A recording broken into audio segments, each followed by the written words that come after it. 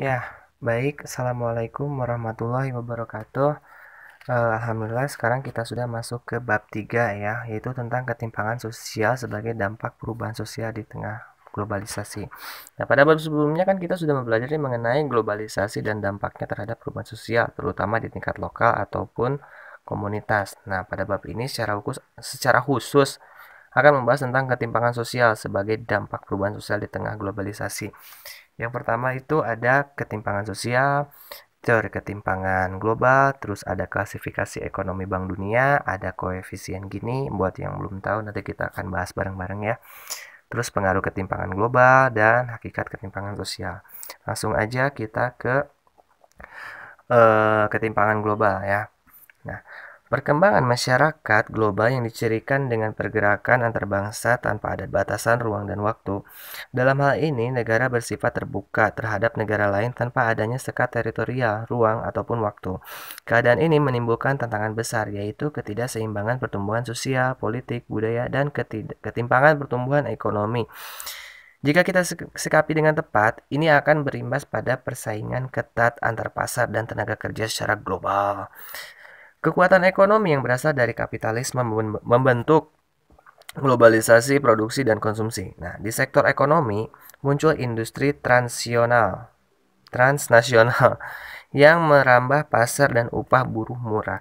Pengaruh sektor produksi internasional berkembang dan mempengaruhi perilaku konsumtif di berbagai belahan dunia. Bahkan negeri periferi juga menjadi tempat tumbuhnya tingkah laku konsumtif, yaitu sebagai proses estetikalisasi dunia kehidupan global. Di sini ada yang disampaikan menurut Ulrich Beck, bahwasanya globalisasi sektor produksi dan konsumsi secara konkret telah membawa keadaan baru, yaitu polarisasi dan stratifikasi penduduk dunia dalam globalisasi kaum kaya dan kaum loyalitas miskin. Ya, bisa kita pahami ya. Lanjut ke teori ketimpangan sosial. Banyak teori untuk menerangkan ketimpangan global. Ya, jadi antaranya yang pertama ada teori kolonialisme ya. Teori kolonialisme ini sebetulnya sudah dimulai di Inggris tahun 1750 ketika industrialisasi menyebar di seluruh Eropa Barat. Teori ini merujuk pada suatu negara yang menjadikan banyak wilayah sebagai koloninya. Kegiatan ini diawali oleh negara industri, ya, maksudnya negara kapitalis ya. Mereka menanamkan sebagian keuntungan ke dalam persenjataan yang tangguh dan kapal cepat. Kemudian digunakan untuk menyerbu negara yang lemah untuk dijadikan jajahan wilayah koloninya.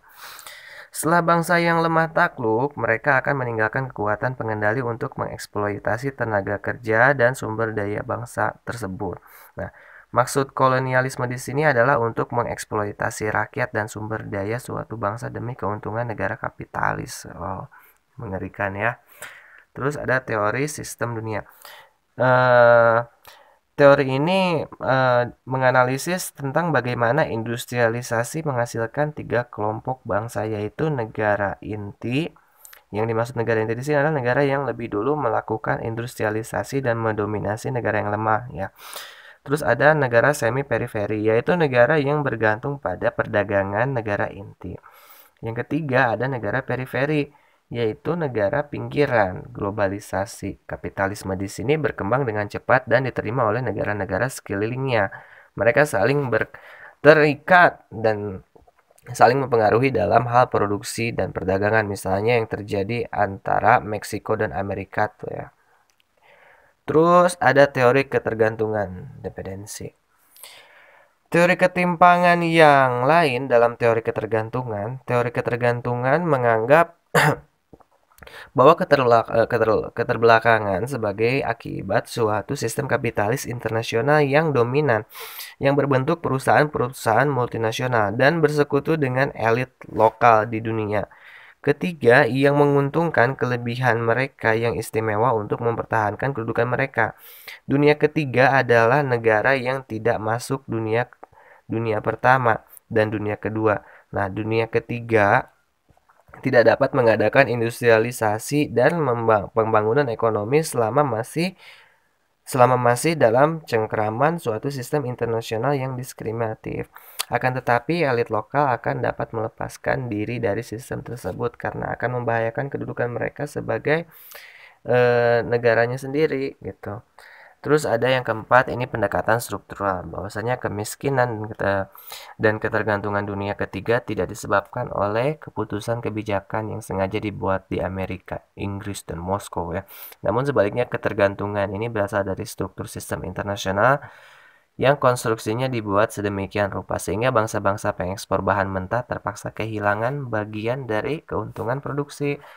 Dan yang kelima ada teori fungsionalis. Nah, teori fungsionalis percaya bahwa ketidaksetaraan tidak bisa dihindari dan memainkan fungsi penting dalam masyarakat.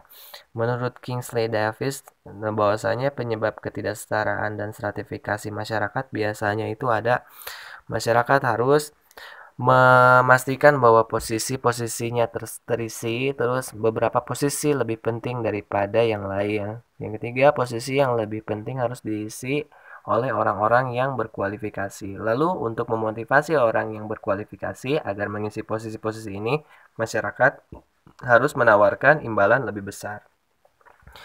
Jadi dalam teori ini, posisi-posisi dengan tanggung jawab lebih besar menuntut pertanggungjawaban yang lebih besar juga. Dengan demikian, posisi penting dalam dalam masyarakat memerlukan lebih banyak pelatihan sehingga harus menerima imbalan lebih tinggi.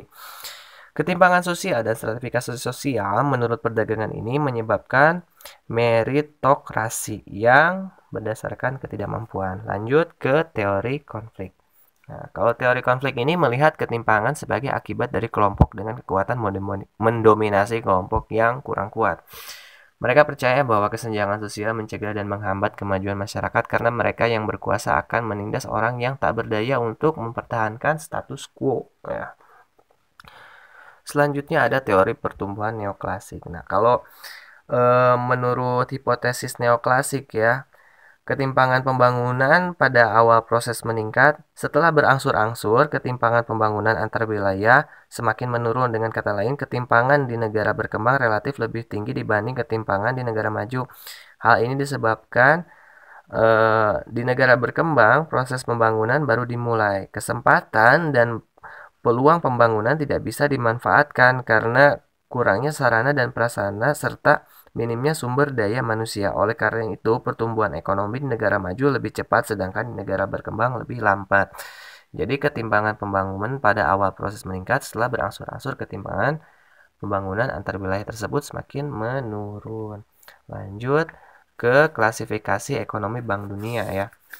Nah, salah satu cara untuk melihat ketimpangan antar negara yaitu melalui perekonomian negara tersebut. Bank Dunia menggunakan data dari pendapatan kotor sebuah negara atau Gross National Income.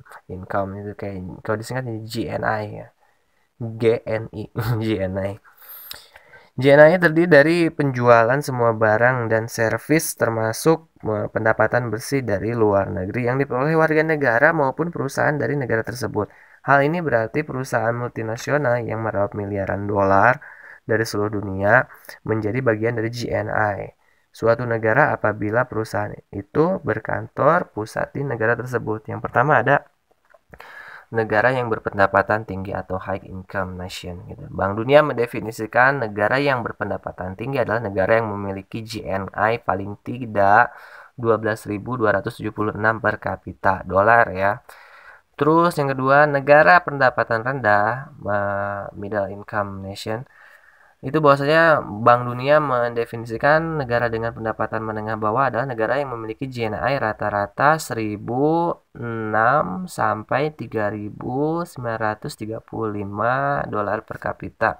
Dan pendapatan menengah kayak tersebut itu memiliki GNI antara 3.976 sampai 12.275 dolar per kapita.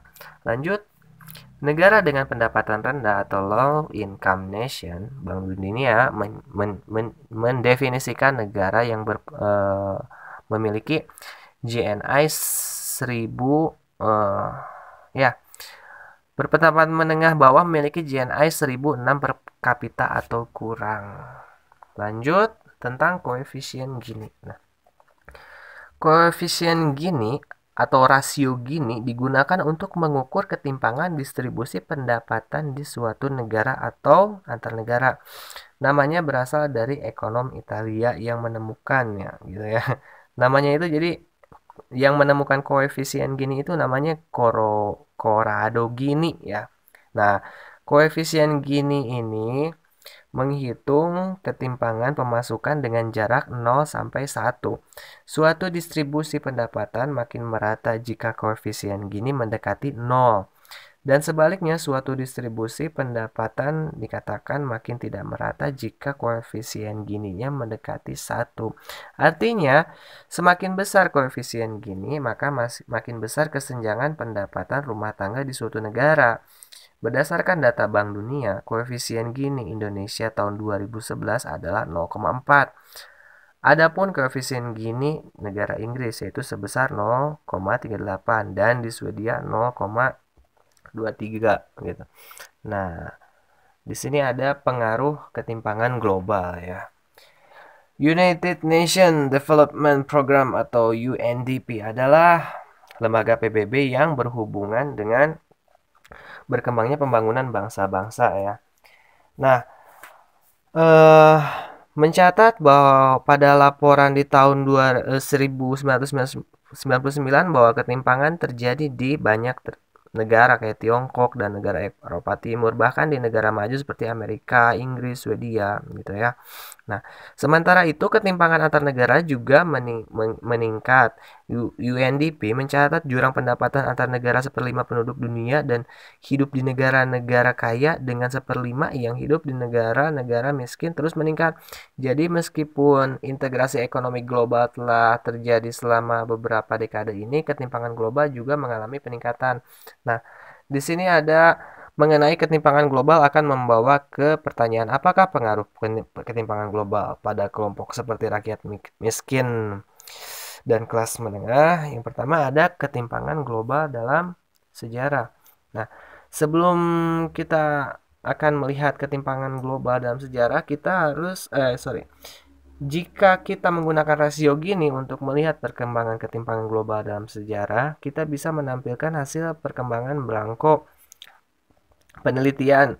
Ya, pada perhitungan perkiraan rasio Gini dunia selama 200 tahun dari tahun 1820 sampai 2002 didapat peningkatan bertahap. Artinya terjadi peningkatan ketimpangan pendapatan antar negara di dunia, utamanya pada tahun 1980 sampai 2002. Ya, kita bisa melihat gambarnya ini. Bisa di ini ya disimak tabel rasio Gininya ya dari tahun 1820 sampai 2002. Langsung lanjut ke pengaruh ketimpangan global rakyat miskin. Nah, berdasarkan UNDP tahun 1992 dan 2005, Ortiz dan Cummins membuat ilustrasi bagaimana distribusi pendapatan secara global memperlihatkan pemusatan pendapatan terdapat pada bagian atas dan menetes ke bagian bawah gitu ya. Terus yang ketiga, pengaruh ketimpangan global pada kelas menengah. Masih menurut si Ortiz dan Kumis aja ya. Dengan mengambil data dari UNDP, Bank Dunia, dan Eurostat menyatakan bahwa pada negara-negara dengan pendapatan rendah dan tinggi, rakyat miskin dan kelompok menengah atau middle class mengalami kemunduran pendapatan. Ya, jadi maksudnya tuh gini, menurut mereka hal ini menimbulkan perdebatan bagaimana negara harus memenuhi kebutuhan rakyatnya, termasuk mereka yang termasuk dalam kelas menengah, terus kelompok penting dalam pembangunan desa. Berdasarkan pandangan persamaan, mereka mengutip pemikiran bahwasanya agar pertumbuhan dan pembangunan tidak hanya pro orang kaya, namun memastikan adanya keadilan bagi seluruh rakyat. Ya, kurang lebih seperti itulah ya. Lanjut ke hakikat ketimpangan sosial. Hakikat ketimpangan sosial, pada pembahasan sebelumnya kan kita sudah membahas tentang ketimpangan global dengan ketimpangan yang terjadi di negara-negara utamanya negara berpendapatan rendah dan menengah. Untuk itu kita akan membahas lebih lanjut mengenai ketimpangan sosial ya. Berdasarkan definisi dari Naido dan Wills dalam ya, ketimpangan sosial itu merupakan perbedaan-perbedaan dalam pemasukan atau income, sumber daya atau research, terus kekuasaan, power, dan status dalam di antara masyarakat. Nah, ketimpangan ini dipertahankan oleh orang-orang yang berkuasa melalui institusi dan proses sosial. Keadilan sosial bukan berarti bahwa perbedaan kemampuan dan prestise seseorang harus diperlakukan sama, melainkan perbedaan harus diberlakukan secara proporsional. Pancasila mengamanatkan dalam sila kelima yaitu keadilan sosial bagi seluruh rakyat Indonesia yang realisasinya harus tercermin dalam kehidupan berbangsa dan bernegara, termasuk dilaksanakannya oleh penyelenggara negara dan bermasyarakat. Namun pada kenyataannya ketidakadilan tetap kita jumpai ya dalam hidup ini. Berikut ada prinsip-prinsip ketidakadilan ya. Yang pertama ada elitisme efisien, terus pengecualian diperlukan, ada prasangka adalah wajar, terus keserakahan adalah baik katanya, dan putus asa tidak bisa dihindari. Waduh. Nah, ketidakasosian tersebut ya berbentuk marginalisasi, stereotip, subordinasi dan dominasi. Marginalisasi di sini itu adalah suatu proses pemusatan hubungan kelompok-kelompok tertentu dengan lembaga sosial utama. Nah, semakin besar perbedaan, maka semakin mudah bagi kelompok dominan untuk meminggirkan kelompok lemah. Stereotip, kalau berbicara tentang stereotip itu pemberian sifat tertentu ya. Pemberian sifat tertentu secara subjektif terhadap seseorang berdasarkan kategori tertentu. Misalnya perbedaan antara kami dan mereka gitu. Subordinasi ini adalah pembedaan ya, pembedaan perlakuan identitas tertentu, misalnya pembedaan kelompok mayoritas dan kelompok minoritas. Sementara tentang dominasi, dominasi ini adalah kondisi dengan ciri satu kelompok memegang kekuasaan secara sewenang-wenang. Kurang lebih tentang hakikat ketimpangan sosial itu seperti itu. Ya, cukup sekian eh pertemuan kita kali ini. Bukan benar. Mudah-mudahan apa yang saya sampaikan bisa memberikan manfaat buat kalian. Assalamualaikum warahmatullahi wabarakatuh.